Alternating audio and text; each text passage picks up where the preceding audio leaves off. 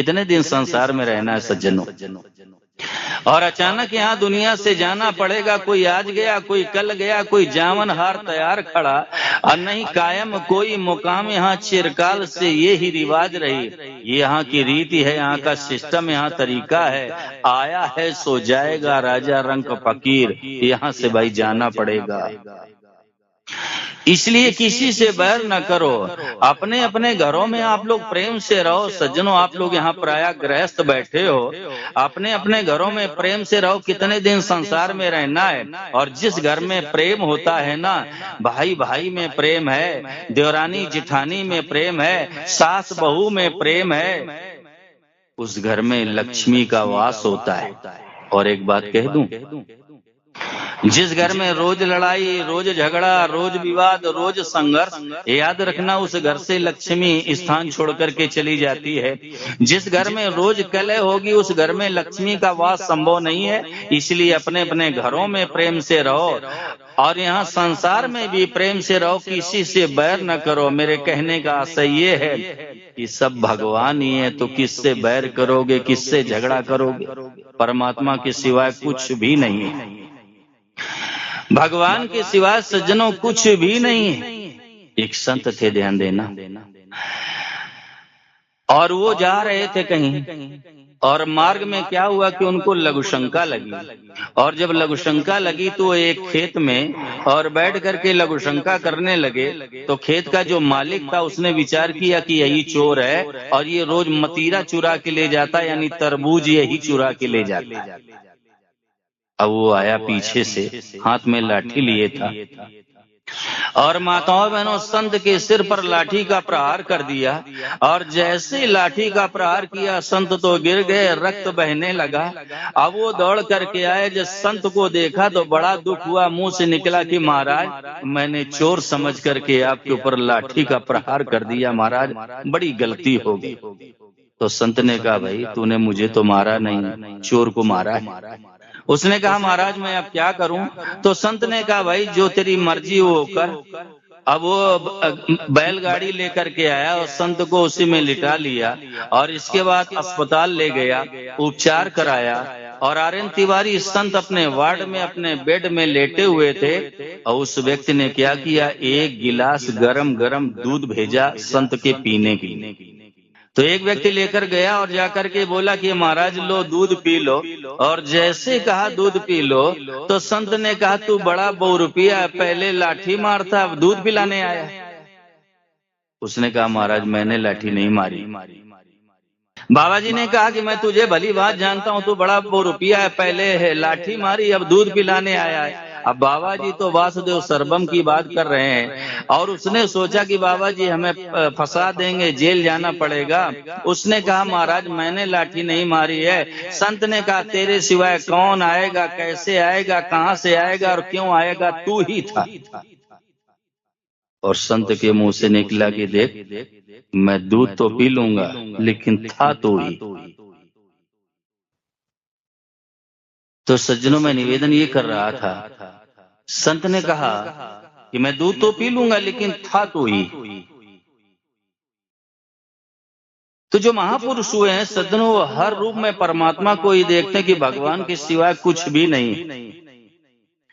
परंतु एक बात कहूं, श्रीमद् भगवत गीता में भगवान ने कहा, विद्या विनय संपन्ने ब्राह्मणे गविहस्तिनी और सुनिचयु सुपाके च पंडिता समदर्शिना।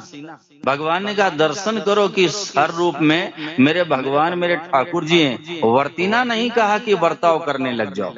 कई बार लोगों की मानसिकता ये बन जाती है कि सब भगवान के अंश हैं, परमात्मा का ही सब स्वरूप है, तो जहां मनाए वहां बेटी का विवाह कर दो, जहां मनाए वहां भोजन कर लो। और इसको लोग आजकल समता मानते हैं कि ये समता, देखिए समता कोई खेल तमाशा नहीं है निरंजन झा।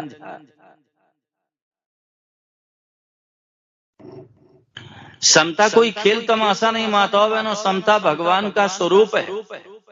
लेकिन आज समता किसको मानते हैं, कहीं भी बेटी का विवाह कर दो और कहीं भी भोजन कर लो, इसको समता मानते हैं। ये तो माई बाप कुत्तों की जिंदगी की समता है।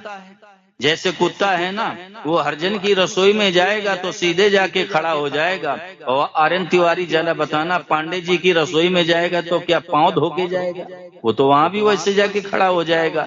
ये कुत्तों की जिंदगी की समता है। आप लोग थोड़ा ध्यान दो, ध्यान। ये समता नहीं है कि कहीं भी बेटी का विवाह कर दो, कहीं भी भोजन कर लो, इसको समता नहीं कहते हैं। लेकिन आज इसी को समता मानते हैं। समता क्या है? जैसे हमारी उंगली में चोट लग गई है, साधक ध्यान दें, अब उस पीड़ा को हटाने के लिए और हमारे जीवन में लगन लग जाती, धुन लग जाती है, हमारी पीड़ा समाप्त हो जाए, ये हमारी चोट मिट जाए, ऐसे दूसरे के जीवन से और दुखों का अंत करने के लिए हमारे जीवन में लगन लग जाए, इसको निरंजन झा कहते हैं समता। दोबारा सुनो, दोबारा। जैसे हमारे उंगली में चोट लग गई, अब उसको हटाने के लिए हमारे जीवन में लगन लग जाती है कि हमारी ये चोट मिट जाए, हमारी ये चोट समाप्त हो जाए, ऐसे दूसरे के दुख को हटाने के लिए विनोद पांडे अगर लगन लग जाए तो इसको कहते हैं समता। हमारे इसी राष्ट्र में श्री विनोबा भावे जी, और जिस समय बंगालियों के ऊपर संकट आया, वो भोजन करने जा रहे थे, और भोजन करने के उपरांत उनके मुंह से क्या निकला कि आज मैंने बड़े दुख के साथ में रोटी खाई है। क्यों? बंगालियों का जो दुख था ना, वो श्री विनोबा भावे जी का अपना दुख हो गया। माई बाप, इसको कहते हैं समता। श्री नामदेव जी महाराज की तरफ दृष्टि डालो। एक दिन हाथ में कुल्हाड़ी लिए हुए बैठे थे और पैर को छीलने जैसा उपक्रम कर रहे थे, तो माँ की नजर पड़ गई। माँ ने कहा, बेटा ये तुम क्या कर रहे हो? पाँव में कुल्हाड़ी लग जाएगी। तो नामदेव जी महाराज के मुंह से निकला कि माँ, आपने कहा था ना कि उस गाछ की यानी उस वृक्ष की छाल उधेड़ के लाओ, और जब मैं छाल उधेड़ने गया तो माँ उससे रक्त निकल रहा था, तो मैंने सोचा इसको भी पीड़ा हो रही, इसको भी कष्ट हो रहा है। निगाही वासियों, अगर ये नामदेव जी वाली बात जिंदगी में आ जाए माई बाप, तो निहाल हो जाओ, निहाल। समता किसको कहते हैं? जैसे हमारे जीवन में लगन लग जाती है कि हमारी पीड़ा समाप्त हो जाए, हमारा दुख मिट जाए, ऐसे दूसरे के दुख को मिटाने के लिए जिंदगी में लगन लग जाए, इसको कहते हैं समता। ये समता नहीं कहीं भी पुत्री का विवाह कर दो और कहीं भी भोजन कर लो, ये समता नहीं सज्जनों। अपनी अपनी वर्ण व्यवस्था के अनुसार जीवन जियो। 4 वर्ण भगवान ने बनाए, मनुष्य ने नहीं बनवाए। चातुर्वर्ण्यम मया सृष्टम गुण कर्म विभागसा, ये 4 वर्ण परमात्मा ने बनाए। अपनी अपनी वर्ण व्यवस्था के अनुसार जिंदगी जियो। कई बार लोग प्रश्न करने लगते हैं कि महाराज जी, जात के आधार पर, जन्म के आधार पर जाति माने कि कर्म के आधार पर माने? साधक ध्यान दें। प्रश्न करने लगते हैं कि महाराज जी, कर्म के आधार पर जाति माने कि जन्म के आधार पर? अगर कर्म के आधार पर जाति मानोगे तो जरा बताना निरंजन जी झा, मेहतर होना कौन पसंद करेगा?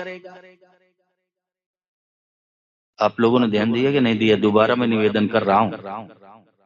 अगर आपके मस्तिष्क में ये भाव है कि कर्म के आधार पर जाति माननी चाहिए, तो जरा विचार करो, मेहतर होना कौन पसंद करेगा? 4 वर्ण भगवान ने बनाए, अपनी अपनी वर्ण व्यवस्था के अनुसार जीवन जियो। आज मनुष्य के हृदय में क्या भाव है? मैं तो ब्राह्मण हूँ, मैं तो क्षत्रिय हूँ, मैं तो वैश्य हूँ।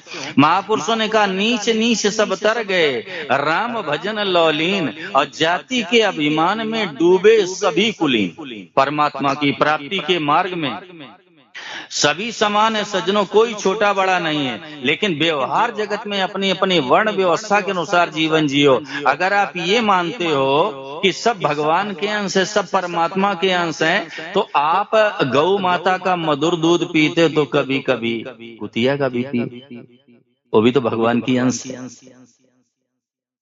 भगवान ने कहा पंडिता समदर्शिना, ज्ञानी लोग दर्शन करते हैं कि वाह भगवान आपने कैसे कैसे रूप बनाए। वर्तिना नहीं कहा है कि बर्ताव करने लग जाओ। देखिए घर में माँ भी स्त्री है और घर में पत्नी भी स्त्री है और नागेंद्र तिवारी घर में बहन भी स्त्री, तीनों स्त्रियां हैं माताओं बहनों।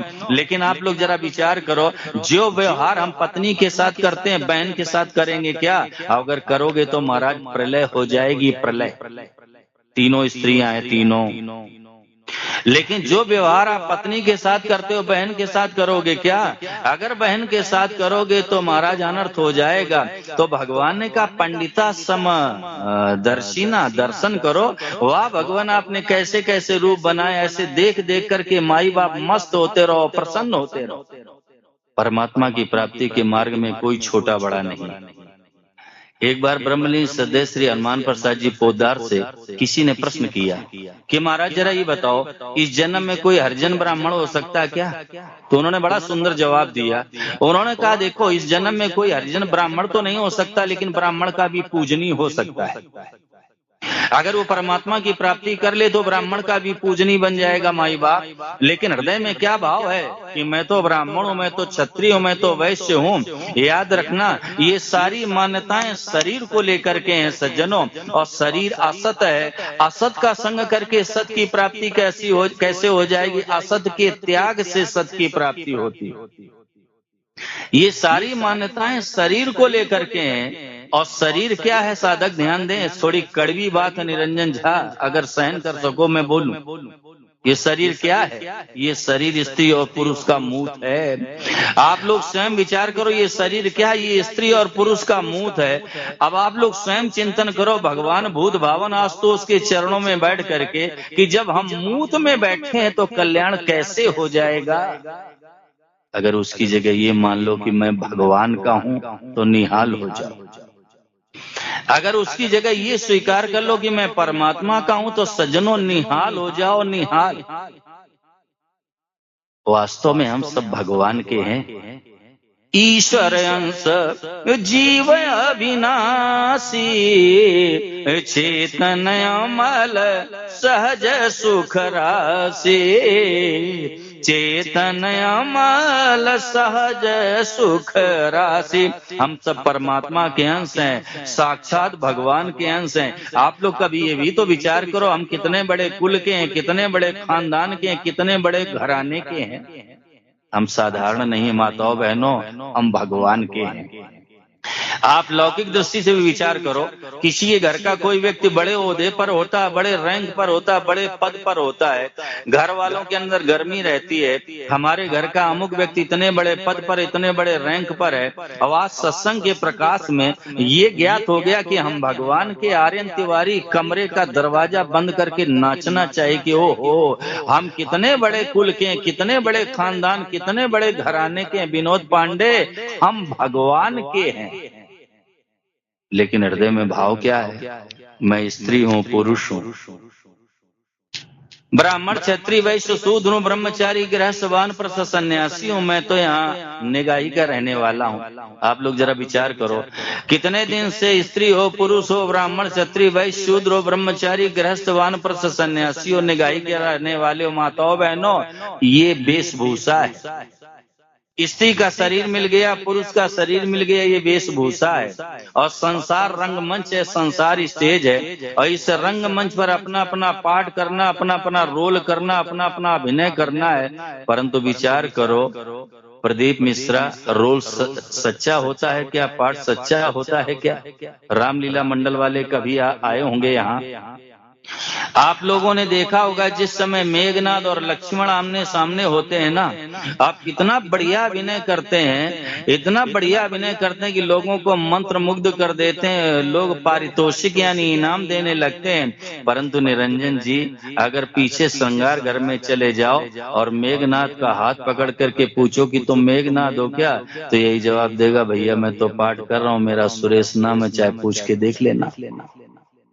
लेकिन जरा विचार करो कितना बढ़िया अभिनय करते हैं कि लोगों को मंत्र मुग्ध कर देते हैं, लोग इनाम देने लगते हैं। और इतना ही नहीं नागेंद्र तिवारी, अगर कोई कलाकार अच्छा अभिनय करता है ना अनिल सिंह जी, तो मंडल का जो मालिक होता है ना, पीछे श्रृंगार घर में जाकर के पीठ थपथपा देता है और कहता है तुमने आज बहुत बढ़िया रोल किया, मैं प्रसन्न हो गया।